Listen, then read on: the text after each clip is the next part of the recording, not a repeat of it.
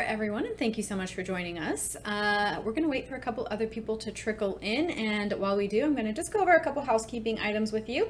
First and foremost, hello, my name is Samantha. I moderate these presentations, and in just a second, we're going to be joined by Wesley Boudreau. Wesley is here today to speak to you about whether you should be taking the lump sum or the annuity when you decide to leave Chevron. Before he comes on, though, very quickly would like to remind you that we are not Chevron here. We're not affiliated nor endorsed by Chevron, so please keep that in mind as you're listening along with Wesley today. While he's speaking, I will be monitoring the Q&A box you see there on your screen. Feel free to ask away. It's completely anonymous, and I'll make sure one of our Chevron-focused advisors, like Wesley himself, can reach out to you afterward, either through phone or email, to answer any questions you may have had. We welcome your questions, so please feel free to ask away. You can also follow us on YouTube. If you have a LinkedIn account, you can connect with us over on LinkedIn. We would love that connection. You can also head on over to our website where you can book a free 15 or 30-minute block of time with one of our Chevron-focused advisors. We also have many, many blogs for Chevron employees and retirees, so we really feel you get value out of it if you took advantage of those resources as well. And let me see, anything else I have to mention to you today? No, I think that's it. And we're going to head on over to Wesley to get started. All right. Thank you very much for the introduction, Samantha. And again, my name is Wesley Boudreau, one of the Chevron-focused advisors here at the Retirement Group, now part of Wealth Enhancement Group. And like she said, we're going to be digging into some different Chevron situations, kind of a little bit about the transition that we've been seeing the last year. But we're going to dig more into the pension plan, kind of on a high level, kind of let you know some ins and outs of how that works. And then ultimately, if you got deeper questions, just give us a call. Myself, one of the other Chevron-focused advisors, will be happy to kind of help you on a one-on-one basis. So we'll dig into that. We'll talk a little bit about the retirement group at the end as well this time. So as far as what's in the news, this slide honestly could be updated every couple of weeks with different company names on there, and it's obviously close to home with you guys at Chevron. You've seen some massive restructuring changes with the move going from San Ramon over to Houston. That one down there highlighted in yellow, about a 15 to 20% reduction in global workforce. Other companies in the news: Ally Financial, BlackRock, Blue Origin, Boeing, the federal government, BP. There's a number of different companies that have gone through a reduction in force this year, and likely will continue in the next year or two, especially with potential implementation of AI and things of that nature and stuff. So it's really important to understand what that transition process is going to be at your specific company. It may even be that you got a spouse at one of these other companies to be concerned about as well. So we'll talk a little bit about what the EOI is and what those potential next steps are, and if you are unfortunately let go, which you can look at post-retirement or post-separation with your benefits you have through Chevron as well. As far as EOI, expression of interest, we've gone through a couple rounds of these in the last decade and a half or so. Obviously, this is one of the bigger ones we've been seeing, from spring through right now in the fall.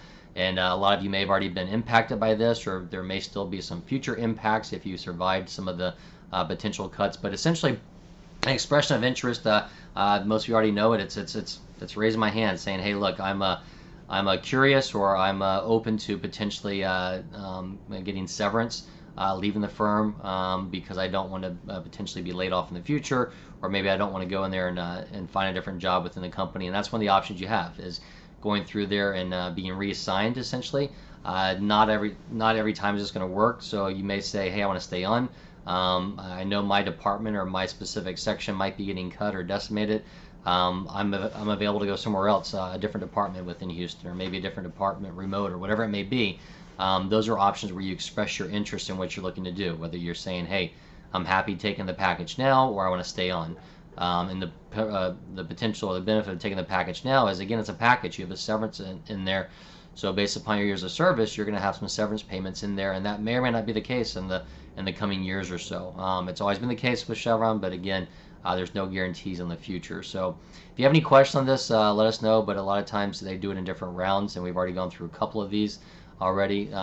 But if you have questions, want to dig into what the process looks like, and how do you make sure that you navigate through some different choices, and make sure that you want to run a cash flow analysis or a financial plan to see, hey, am I ready to make that decision? We can go through that with you as well. And that kind of leads right into that first question here on this slide. Some different questions to kind of ask yourself, whether you're transitioning or not. Again, it may not be your choice. We've worked with a lot of individuals that raised their hand wanting to go, but you didn't get that tap on the shoulder because they needed them.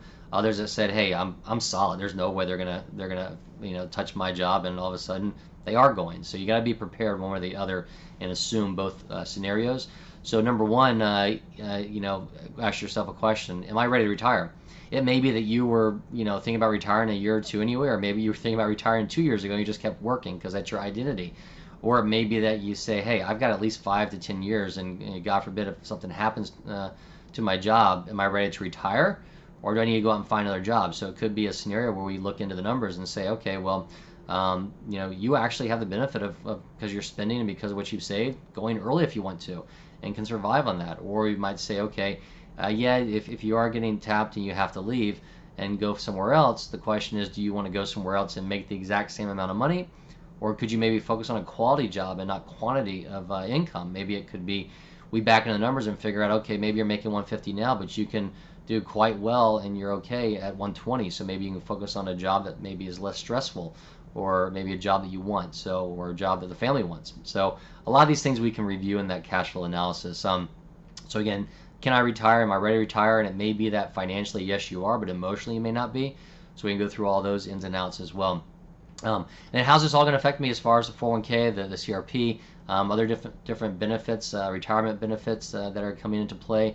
If I'm highly compensated employee, if I'm over PSG 26, there's other investment plans that it could affect. The LTIPs, the RSUs, the PSUs, stock options. How does that all go into play? We're obviously not going to dig into that on this webinar because that doesn't involve everybody. But if you are affected on that and have questions, we can go through those ins and outs for you as well, and also tie those into that cash flow analysis or financial plan that I'm talking about here as well. How's the healthcare transition going to happen? Am I going to be eligible for healthcare retiree medical benefits, COBRA? Do I need to look at the Affordable Care Act, those different options? Am I looking at a new job and their healthcare plans, going on my spouse's healthcare plan? We go through all those scenarios. And just simply put, do I have a plan in place? A lot of times, I can't tell you, we're talking to individuals that are ready to retire in a week, and they say, hey, Wesley, I haven't done anything. I need to do this now. Or even individuals that retired a couple months ago and said, hey, I need to start planning. Hopefully you're a couple years out and we start that planning early. So regardless if you've done something or haven't done anything, let us know. We can kind of dig into the weeds with you and help you run those different numbers side by side.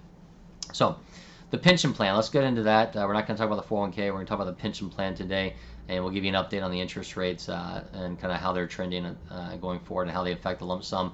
But essentially, the pension plan is a classic defined benefit plan, which is a formula based. We don't have it here, but it goes through looking at your years of service times a percentage times your final average pay minus a Social Security offset. So it's important to understand, if you didn't work for Chevron your entire career, if you were in the public sector before, give us a call, because it may be that they have a miscalculation in your Social Security offset, and we could potentially save you thousands or tens of thousands of dollars in that calculation. But it's important to go through a company like us that knows it, because if you make a mistake, it can go the other way as well. So once they get that formula, they determine what your specific income is going to be on a single life annuity, which we'll get through those payments in just a moment. Depending upon when you were hired, you could be under legacy pension plans. The formula is there, or the Chevron pension plan. And again, just given how long it's been since a lot of those transitions took place, a lot of you may be out of those legacy plans, and most of you are in the classic Chevron plan. But we can run that pension calculation and go through that and show you those different ins and outs and how that structure works. We can't change it, so it is what it is, but we can at least educate you on what your multipliers are and things of that nature to determine what that single life annuity is. And then once we get into that, again, that formula is going to determine what is my single life annuity. They might say, okay, well, Wesley, you've worked here for so many years, you've made this amount of money, and we're going to give you $4,000 a month for the rest of your life. That's just your life, okay? There's no cost limit adjustments. That $4,000 is going to come out now. It's going to be $4,000 in 10, 15, 20 years, even though the purchasing power is going down.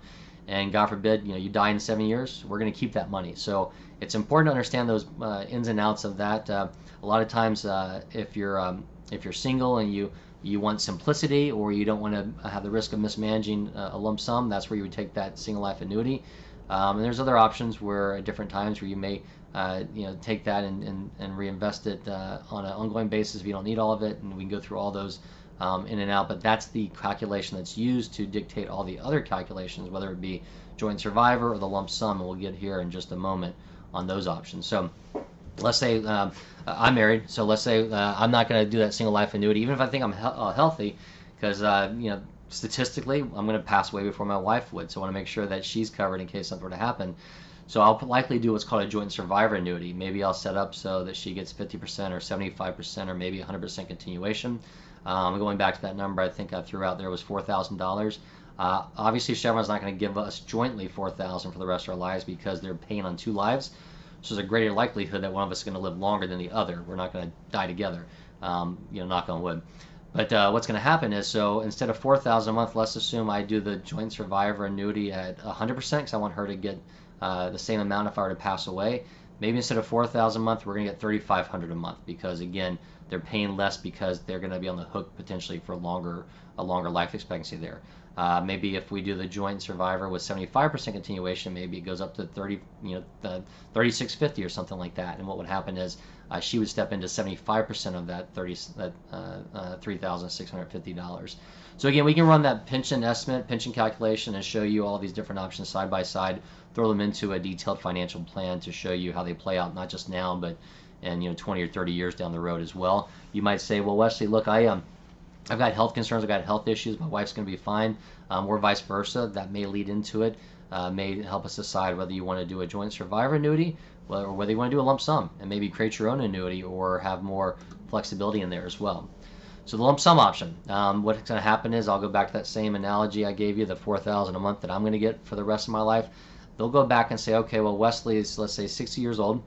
Life expectancy, let's say, is 86 years. So we've got 26 more years of potentially paying him $4,000 a month for that time period. So now Chevron has to go out there and say, okay, well, for 26 years at $4,000 a month, what's the current interest rate we want to use to factor in a net present value calculation to figure out what do I need to give Wesley for him to essentially go out there and recreate that same paycheck, that $4,000 a month. So I'm making up numbers on the fly, but it may be that they say they have to give me $750,000 for me to go out there and recreate that same $4,000. So if interest rates were lower, they'd have to give me more money to recreate that because I'm not going to earn quite as much. If interest rates were higher, you don't have to give me as much, and that's where we're going to talk about an example and how interest rates affect that lump sum calculation in just a moment. And I'll give you the actual chart on where those interest rates are now and how Chevron calculates those as well. So if you're leaning towards a lump sum, it's very important to understand these interest rates, and they update on a monthly basis, which is unique to Chevron. So always give me a call or one of our other advisors a call, and we can keep watch on those for you, help you determine when the best option is for them.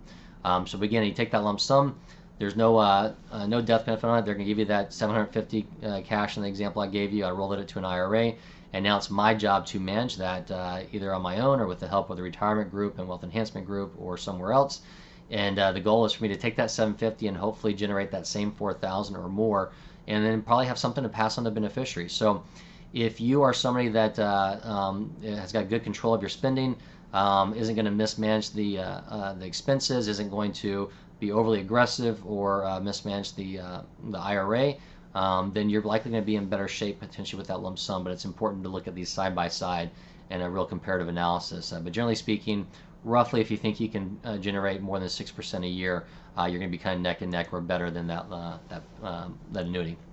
So interest rates have kind of a seesaw effect. Where interest rates go up, you're going to see your lump sum come down. When interest rates go down, you'll see your lump sum come up. And we saw that the last couple of years, or last 5 years. I can't believe it's been that long since the pandemic, if you start of it at least. So what we saw was interest rates got artificially low during the pandemic. They got driven down to the lowest we've ever seen and hopefully ever will see, which drove some of the highest lump sums we've ever seen. On the flip side, those interest rates, that pendulum swung more dramatically into 2022 to higher, came down a bit, they've come back up a bit, now they're starting to go down. We'll show you that on the next screen, I believe. But how does it actually affect my pension calculation? So let's take a look at a side-by-side different interest rates, this 3% versus 4% example. And let's compare it to a mortgage because it's very similar, kind of an inverse relation. But let's assume that $1950 is what your single life annuity is going to be, or maybe that's all you can afford when you run the numbers to buy a new house. So on the left-hand side, if interest rates are 4%, your lump sum would be about $408,000, or you can afford about a $408,000 house on that mortgage. However, if interest rates drop by 1% on the other side, usually a 1% drop, give or take your age and everything, is going to be about a 10% swing in your lump sum, just so you know. But again, we can run the pension calculations and get more detailed there. And on that right-hand side, if you were to look at interest rates being dropped by a percent down to 3%, now you can afford a bigger house, or maybe not a bigger house, but a bigger mortgage of $462,000, or your lump sum may go up to $462,000. So that's why it's important to understand these interest rates and how they correlate to the lump sum calculation. But it's also important to understand there's age penalties based upon when you decide to elect your pension. So they could it could be a double whammy, it could be a double benefit, or they could offset each other if you're taking it earlier. As far as an example, we threw together an example. These are some real numbers. You can tell they're dated if we go down there and look at the segment interest rates. Those are obviously a little bit older when interest rates were better than what they are right now. I'll show you where they are right now in just a moment. But this gives you an example of kind of what that scenario will look like when you run that pension calculation. It's not going to look as clean as this. It's going to be separated on some different pages. But in this example, let's assume this individual was born in 1965. They decided to commence their benefits over the summer here at about age 59 and a half, a little bit over that. So they're good to go on distributions without that 10% penalty, whether it be from a 401k or from an IRA if they roll this over. And then as far as their vesting, they've been there for about 32 years, so a good long service period. Estimated Social Security that Chevron ran for them was about $2,400 a month, so that's factored into the Social Security offset. Segment rates, like I said, were a little bit lower there. That second segment, 2.91%. We'll see it's closer, a little bit over 5% now. This person made pretty good money, just under $200,000 at $198,000, and so that all calculated out to a lump sum of about $1.5 million. So 1.525 to be exact. And this was calculated off of their single life annuity, which was $7,357. Now I'm going to look at a alternative scenario, just assuming that this person just hung on a couple more months or so before they either retired or before they elected their benefits, and you'll see what that change is. It's not going to be dramatic, but it does show you how those changes happen.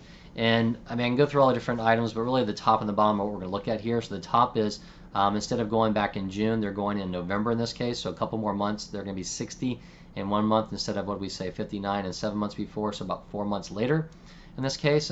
Everything else kind of same. If we look at the very bottom, we'll see is that pension calculation, the single life annuity is a little bit higher because again they've got a little bit more months of service under the belt, so it's now $7,490 on a monthly basis. And so everything else held equal, what that would do is you should think that that would actually increase the lump sum, but it hasn't. The lump sum has gone down a bit. It's instead of that 1.525, it's 1.508. So what's at about 17 grand or so lower. There's a couple reasons there, because again that person's older, so their life expectancy is shorter, so when they run that calculation that affects it. Also what's going to happen is if we look at the interest rates here, the interest rates went up a little bit in this scenario. We were at I can't remember the rest, but at that second segment I think it was 2.91, now it's 3.08. So it shows you how the interest rates can drop that. So there's a lot of different variation factors going on at the same time. It could be as simple as if we knew interest rates were not going to move whatsoever, it could be an age issue where you age out of an age penalty, so your lump sum and annuity is going to go up, or it may be that you're past 60, and then it could be that you're just getting older, so your years of calculation are getting shorter, which could make it go down. It could be the interest rates are changing, could affect it to make it go up or down. So there's a lot of moving parts in this calculation. So it's really important to give us a call and we can kind of walk you through this one-on-one instead of trying to go at it alone, because some of these calculations could be, tens of thousands of dollars difference in mistakes that you could make with that process as well. So this is a rate chart updated. We don't have usually what happens is the interest rates come out for the prior month late in the next month. So we're kind of getting late here in October, but we don't have the September yet. We'll get those soon. But I've updated this. What happens is Chevron's unique compared to a lot of other pension plans. They update their interest rates on a monthly basis, so you have a better idea of where things are. Most really update them on a quarterly or sometimes an annual basis. And so what happens is they look at the previous third, fourth, and fifth month. And so we've got June, July, August here.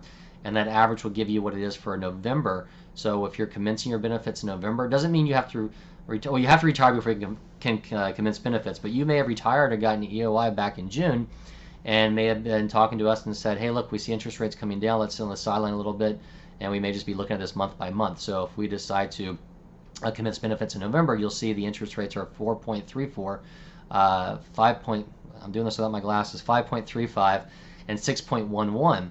If you were to commence those benefits right now in October, it's actually a little bit higher, 4.44, 5.45, and 6.16. So obviously I'd say let's wait at least one more month into November to commence those. We got lower interest rates, higher lump sum. It could be that that trend continues and those interest rates go down longer, so we sit on that sideline waiting to commence those benefits. If we start to see them turn the opposite direction, we may change our mind and decide to commence the benefits. But again, like I said, there's a lot of moving parts in there. The segments are, there's a first, second, and third segment. The first covers the first 5 years of retirement. Second's going to be years 6 through 20, and the third 20 and beyond. So that second segment's got the highest weighting for most of us because it covers 15 years of retirement in there. So keep an eye on that one. And I don't have this going all the way back. I've got the charts going back, but we're only showing you really going back to January here. But you can see down there in January, the middle segment was about 4.92. It started to gradually rise into the spring or so, and it's gotten higher. And again, it's a trailing issue.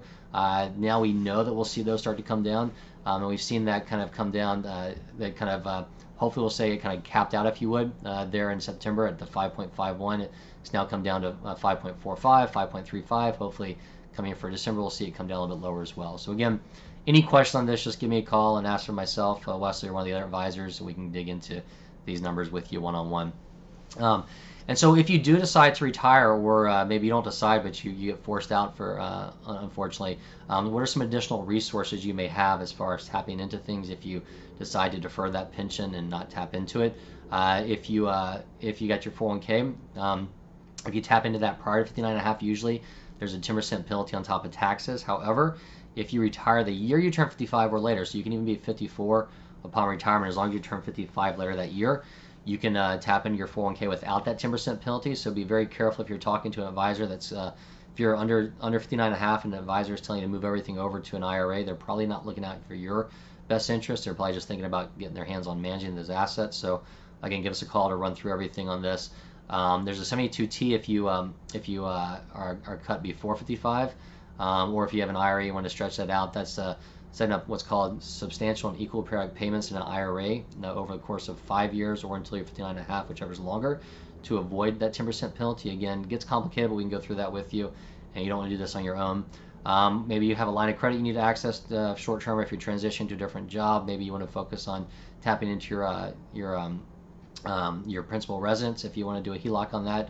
Maybe you've saved up some after-tax accounts and either in your savings, either a brokerage account, or maybe you got after-tax dollars within the 401k. If you can avoid tapping into that, though, I'd probably argue let's not, because we can talk about rolling that over to a Roth IRA to get tax-free growth on in the future. So again, it's not just that pension plan if you're transitioning. There's a lot of other factors that go into it. So again, simplest thing is to give me a call. We'll go through that with you and run that cash flow analysis or that financial plan, which right now about 3/4 of Americans over 50. Now I'm a stat we always kind of throw out there. Don't have a written plan. You can spend about 10 to 15 minutes with us gathering some of the data I talked about. Talk about the 401k, outside assets, what your spending levels are going to be or what your desired spending is. Calculate your Social Security, all that into the plan to show you how do things look, not just now, but how's it going to play out in the next 10, 15, 20, 30, 40 years even in retirement, so you can factor all those variables in. And it's not going to be a one-size-fits-all. I'm not going to say, hey, if you get cut, here's what's going to happen. We might run different variables, whereas, okay, what if I get cut? What if I stay on for 5 years? What if I get cut and I go get a different job making less? What if I take the lump sum? What if I take the annuity? We can go through all those variations to show you how they potentially play out. So again, you can make the best informed decision for yourself and your family if you're affected by an EOI. And then the retirement group. Again, we've been doing this for 30 plus years, helping Fortune 500 companies transition to retirement. I'd say the 15 to 20 years working deeply with Chevron employees. We've gotten a lot better in the last year because our services have gotten better when we got acquired by Wealth Enhancement Group, which is a much larger RIA, which is a registered investment advisory firm, which is good to know because we're independent.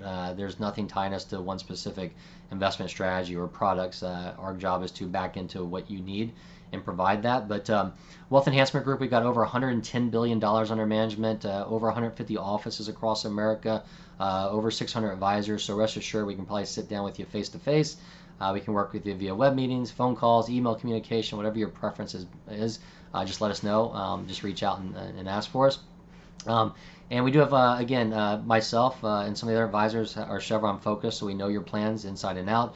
Whether you have questions on the pension like this, the 401k, healthcare, retirement, medical benefits, life insurance continuation, things like that, we can go through all those options. And at the end of the day, we've got that complimentary cash flow analysis. I'd recommend at a minimum you take us up on that if it's been over a year or two. Things have changed, the interest rates, the markets, it's good to update that as well. This can at least show you where you stand. Even if you're a DIY person or you're working with somebody else, it'll show you where you are and what your options are, and hopefully we provide enough service for you that you throw our hat in the ring if you need help with the management of the assets. We can get into those aspects later on as well. And with that, I've got 2 questions I'll knock out here. If we have any more, feel free put them in. We'll follow up with you later on it. But I'll leave up this slide here. We've got 2 QR codes up there. Want to get into our scheduling system. If you want to try and schedule a meeting with myself, you can just ask for Wesley or one of the other Chevron advisors, or our LinkedIn page as well if you want to follow along on updates there. You can email us info@theretirementgroup.com or call us at 800-900-5867. Again, specifically ask for one of the Chevron focused advisors like Wesley or any of the others. And then 2 questions I've got that I'll knock out here. Do I have to take my 401k if I take my pension? So no. We talked about this might have been asked before that last slide or 2 we had in there about other alternatives to access, but no, they're not connected. The pension and the 401k are separate. So if you take your pension, doesn't mean you have to take your 401k. A good example would be somebody, let's say they're maybe they're 57 years old, and they want to take their pension as a lump sum, and they want to move that over to an IRA and maybe not tap into it just now, but get that invested to grow. And maybe they want to tap into their 401k under the age 55 rule because they can access that without the 10% penalty. Or it may be that somebody wants to, that same person might want to, they might go get a different job and they don't touch the 401k or the pension. They let that pension keep deferring because they're going to age out of those age penalties and because interest rates might be dropping. We'll look at those options. Or they just simply don't need it. They want to turn on the income annuity later. It all depends. So there's a lot of different variables there. They're independent, but they do play off of each other, so it's important to know those options.